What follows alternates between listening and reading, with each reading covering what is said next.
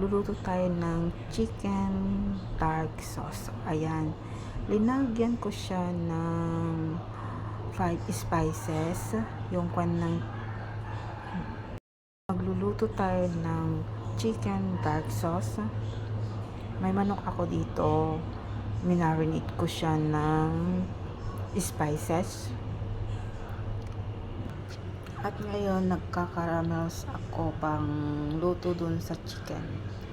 Gagawa tayo ng caramel. Ayan, natunaw na ang ating asukal. Kaya ilalagay na natin ang ating manok.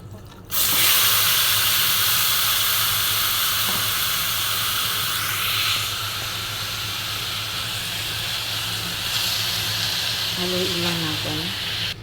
Then, ilagay natin yung garlic at saka onion. Takpan muna natin. Muna natin haluin.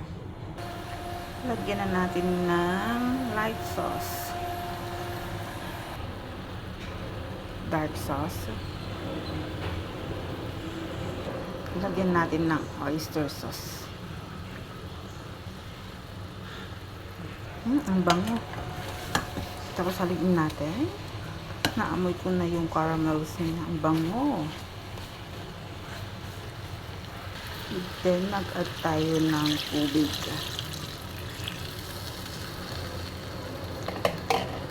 Haluin lang natin konti. Tapos, takpan. Hayaan natin kumulo. Lagay na natin ang itlog.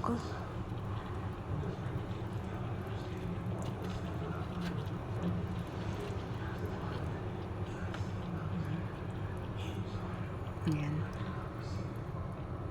4 na itlog ang linagay ko. Hayaan lang natin na kumulo dyan.